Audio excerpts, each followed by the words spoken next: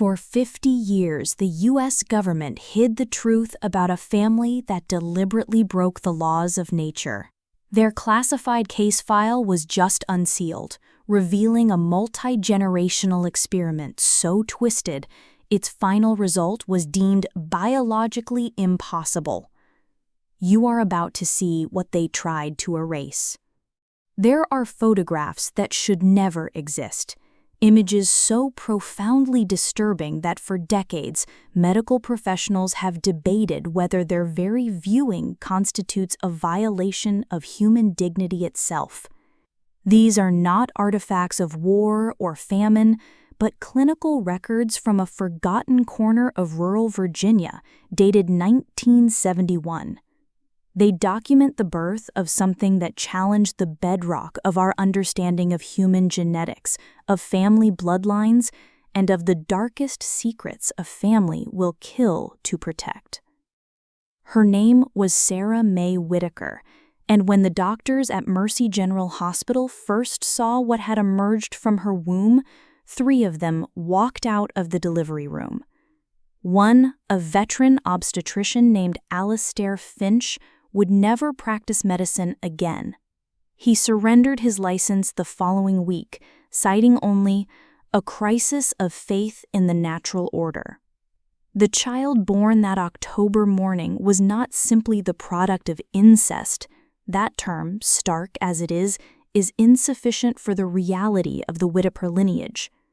This birth was the culmination of something far more sinister, a bloodline so intentionally tangled, so deliberately corrupted by 5 generations of a perverse ideology that scientists reviewing the case files 50 years later would declare its biology impossible. Yet the medical records exist, the photographs exist. For the 6 days it was allowed to breathe, the child existed. But here is the detail that will haunt you long after this account concludes. Sarah Mae was 17 years old, and when authorities, faced with this biological anomaly, demanded to know the identity of the father, every adult male in her family, her father, her uncle, her grandfather, even her own brother, claimed responsibility. They did so not with the bowed head of shame or confession, but with a quiet, unsettling pride. They were, in their own words, protecting the pure line, a family tradition carefully cultivated for over a century in the hollows of Appalachia, where outsiders never ventured and questions were answered with violence. The child lived for 6 days. In that time, it would not only rewrite medical textbooks, but also reveal a family secret so grotesque that the Federal Bureau of Investigation would classify the case files, sealing them from public view for 50 years under the designation Case File 71-B489, the Roanoke Anomaly. Those files, containing a handful of grainy Polaroids, Dr. Finch's frantic notes, and a single petrified piece of wood carved into a perfect spiral, were quietly declassified in 2021. Almost no one noticed. Almost no one knows what they contain.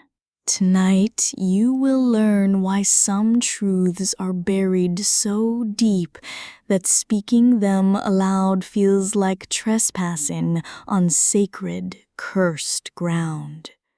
You will learn what the government tried to hide and why the forgetting of such things is a peril far greater than the horror of knowing. This is not a story of monsters. It is a story of a family that, in its fanatical pursuit of perfection, became something else entirely. It is an account of a legacy that is not a family tree, but a corrupted ledger, a circle that rotates in silence beneath the roots of America. By the 1880s, the Whitaker family tree was no longer a tree at all. It was a twisted vine, looping back on itself again and again. Cousin married cousin, uncle married niece, and the children born from these unions were different. Neighbors, what few there were, whispered about the Whittaker offspring who never spoke, who walked with strange, uneven gaits, and whose eyes held an emptiness that seemed to look through you rather than at you. Local doctors, after a particularly harrowing birth in 1890 that resulted in the death of both mother and child, refused to attend any more Whittaker calls, claiming the family was cursed. But the family did not see a curse. They saw perfection. Each generation doubled down on the practice, convinced that they were approaching a genetic ideal, a perfected human form that the outside world was too impure to understand. They were not degenerating, they were purifying. The outside world was the one that was sick, deluded, and weak. Their isolation became their sanctuary, the mountain their laboratory, and the bloodline their sacred text. They began to carve Joshua's spiral symbol into the trees surrounding their property, a silent warning to any who might trespass on their sacred, cursed ground. What began as marriages between siblings had, by the 1920s, evolved into something far more complex, systematic, and disturbing. The family's ideology, once a simple creed of preservation, had hardened into a dogma of acceleration. The journals from this period are filled with a new, chilling terminology. They speak of developing what they called the rotation system, a meticulously planned schedule where each fertile woman would bear children to multiple male relatives in a predetermined order. They kept meticulous records in corrupted ledgers, treating human reproduction with the detached precision of a breeding program for livestock. Their goal was no longer just preservation, but to achieve what Joshua Whittaker had called the perfect circle, a state of absolute genetic purity they believed would grant them abilities beyond ordinary human understanding. Sarah May's grandmother, Charity Whittaker, born in 1925, was the first true product of this new, aggressive system. She was the biological daughter of a union between her mother and 3 different men, her own grandfather, her grandfather's brother, and her uncle. The genetic analysis conducted decades later would reveal that Charity's DNA contained patterns that should have been biologically impossible. She was simultaneously her mother's daughter, niece, and cousin. Her chromosomes told a story of such concentrated inbreeding that modern geneticists who first saw the results assumed the test sample was contaminated. It showed a bloodline that had not just looped back on itself, but had been deliberately braided into a knot of impossible complexity. Yet Charity survived. More disturbing still, she thrived within the family's twisted ecosystem. She grew up believing that the outside world was populated by inferior beings, genetic mongrels who had corrupted their bloodlines with foreign influences. By age 15, she was pregnant with her first child, fathered by her own father, who was also her uncle and her cousin. This child, Thomas Whittaker, would grow grow up to become Sarah May's father, though the term father loses all meaning when you understand the true nature of their family structure. The Whitakers had created their own isolated society with its own rules, its own logic, and its own definition of normal. Children grew up not knowing which adults were their parents, siblings, or cousins, because these distinctions had long since ceased to matter. The ledgers note that the name is the blood, and the blood is the name, erasing individual identity in favor of the collective lineage. They spoke in low whispers about the blood calling to blood. The children who were born with severe defects, and there were many, were called offerings to the blood, necessary sacrifices on the path to genetic perfection. Their small, unmarked graves dotted the woods behind the main house, a silent testament to the cold cruelty of the family's grand experiment. They were not burying failures. They were, in their minds, cleansing the stream, ensuring only the purest water flowed forward. And it was from this purified, toxic stream that the next generation, Sarah May's generation, would be born. Sarah May Whitaker was 17 when she realized she was carrying something that felt different. By that age, she had already endured 2 pregnancies, at 14 and 16. Both children had been what the family called offerings, their tiny bodies too malformed to sustain life, quietly buried in the woods behind the house. But this 3rd pregnancy was different. Sarah May could feel the child moving in ways that defied explanation. Instead of gentle kicks, she described sensations that terrified even her hardened relatives, a rhythmic, relentless pulsing that spread across her abdomen, which she likened in a rare moment of lucidity to trapped lightning. Her belly grew to an enormous size by the 7th month, stretching her skin until it was translucent, revealing a network of dark veins that seemed to writhe beneath the surface. The family elders were ecstatic. They whispered that this was finally it, the culmination of their century-long program, the living embodiment of the perfect circle. They believed they had achieved something beyond human, a genetic messiah that would prove their superiority to the corrupt outside world they so despised. But Sarah May was dying. The pregnancy was consuming her from the inside out. She lost 40 pounds even as her belly expanded. Her hair fell out in clumps, her teeth loosened in their gums. Medical experts who later reviewed her case files recognized the symptoms of severe genetic toxicity.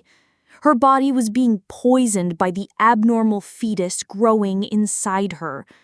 The family, however, saw these changes not as sickness, but as signs of divine transformation. They believed the vessel was being purified to make way for the sacred contents. When Sarah May went into labor on October 13, 1971, she had been unconscious for 3 days. The family, in a moment of unprecedented pride and arrogance, carried her to Mercy General Hospital 30 miles away. They wanted official medical documentation of their achievement. They never imagined this act would expose their century-old secret. Dr. Alastair Finch had delivered over 3,000 babies in his career. He had seen every tragedy and complication human birth could produce. But when the Whitaker clan carried the pale skeletal form of Sarah May through the emergency room doors, Dr. Finch knew immediately that he was about to witness something that would violate the known laws of nature. The birth lasted 14 hours. Sarah May's body was racked by contractions so violent they shattered 2 of her ribs. The medical team struggled to monitor the fetus. Its heartbeat produced patterns that their equipment couldn't properly read, resembling complex brain waves more than cardiac function. A young nurse, Patricia Dunn, later testified in a classified deposition that the sound coming from the womb was not a heartbeat, but something that sounded almost like whispering. When the child finally emerged, the delivery room fell into a dead, ringing silence. What Dr. Finch saw defied every principle of human anatomy. The infant was alive, but it was shaped in a way that seemed to mock the very concept of human form. Its skull was grossly enlarged and transparent enough that the brain was visible through the skin, a brain that appeared to be composed of dozens of smaller, separate organs pulsing independently in a sickening, asynchronous rhythm. Its limbs were fused in impossible configurations. Its arms ended in hands that had too many fingers, arranged in perfect spiral patterns that mirrored the carvings on the trees around their homestead.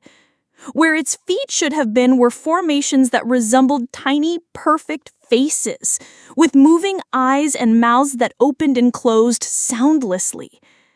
And then there was the child's own face, or faces.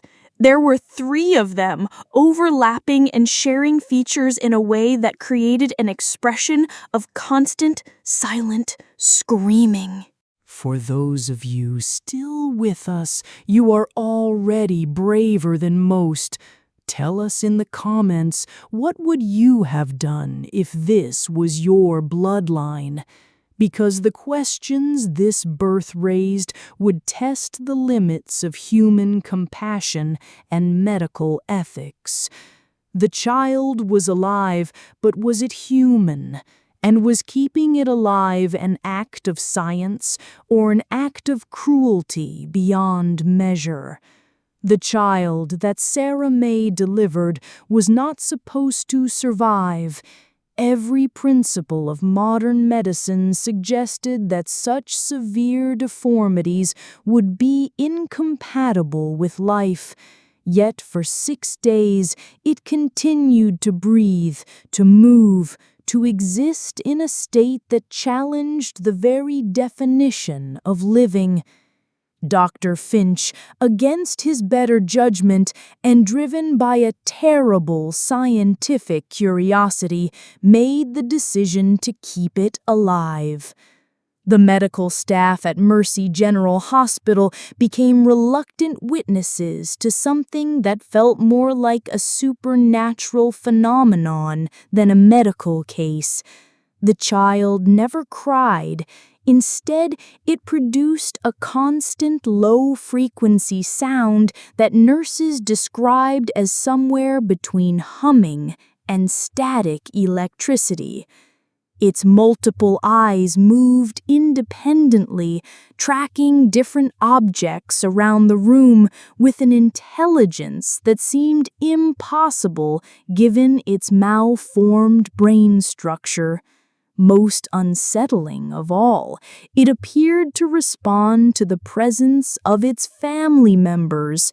When the Whitaker clan gathered around the incubator, speaking to it in their strange guttural dialect, the rhythmic pulsing of its brain would synchronize, and the sound it emitted would rise in pitch, almost as if in recognition. They called it the culmination and the perfect one, treating it with a reverence that was both touching and profoundly disturbing. But the child was dying, and its death was unlike anything medical science had ever documented. Instead of the gradual organ failure typical of severely malformed infants, this child seemed to be dissolving from the inside out. Its transparent skin began to show dark patches where internal structures were breaking down. Yet rather than causing distress, these changes seemed to bring the child a kind of peace. Its multiple faces, which had shown constant agitation for the first 5 days, began to relax into expressions of something that almost resembled contentment. On the morning of the 6th day, Nurse Patricia Dunn arrived to check on the infant and found something that would haunt her forever. The child was still alive, still breathing, but during the night it had somehow managed to arrange itself into a position that was geometrically impossible given its fused limbs. It lay in the incubator in a perfect spiral, its twisted body forming a pattern that mirrored the ancient symbol Joshua Whittaker had worshipped. And in that position, with what appeared to be a smile on each of its 3 faces, the child finally died, taking with it the darkest secret of American family genetics. Within hours of the child's death, Mercy General Hospital was swarmed by men in dark, ill-fitting suits. They arrived in unmarked sedans, claiming to be from the Centers for Disease Control, investigating what they called a potential genetic hazard. But Dr. Finch knew immediately that these men were something else entirely. Their eyes held no medical curiosity, only a cold, bureaucratic finality. The agents confiscated everything: the child's body, all medical records, the disturbing photographs, even the petrified, spiral-carved piece of wood the family had brought from their mountain home. They interviewed every staff member who had contact with the case, requiring them to sign federal non-disclosure agreements that legally prohibited them from ever discussing what they had witnessed. The official death certificate was falsified, listing the cause as multiple congenital anomalies. Sarah May died 3 days later, her body finally succumbing to the genetic toxicity that had been consuming her. The Whittaker family, devastated by the loss of their Messiah and the confiscation of its body, retreated back to their mountain compound and were never seen in public again. Local authorities who attempted to investigate their property in the following years found the buildings abandoned, though neighbors insisted they could still hear voices singing in the woods on certain nights. The classified files released 50 years later revealed the truth the government worked so hard to hide. The child's DNA contained sequences that appeared to be entirely artificial, as if someone had been deliberately manipulating the family's genetic code for generations. The final page of the report contains a single chilling paragraph. The Whittaker case suggests the possibility of intentional genetic experimentation spanning multiple generations. The family's systematic breeding program indicates a level of organization and long-term planning that exceeds what would be expected from an isolated rural population. Further investigation is recommended to determine if similar programs exist elsewhere. That investigation never happened. At least, not officially. But somewhere in the mountains of Appalachia, in places where outsiders never venture and questions are still answered with violence, there may be other families following other programs, working toward other culminations that we are not prepared to understand. The story of Sarah Mae Whitaker is over, but the questions it raises about the hidden corners of America and the forces that might be shaping them remain as dark and unanswered as the mountain hollows where such secrets are born. Thank you for joining us in the archives of Dark American. The stories we share are not meant to frighten, but to serve as a reminder that some truths are buried for a reason, and the act of unearthing them carries its own risk. What do you believe was the true purpose behind the Whitakers' experiment? Share your theories in the comments below. If you believe that forgetting history is a greater peril than facing its darkness, don't forget to subscribe to Dark American and hit the notification bell. That way, you won't miss another descent into the classified files and forgotten corners of our nation's past. Until next time, be careful what you go looking for. You might just find it.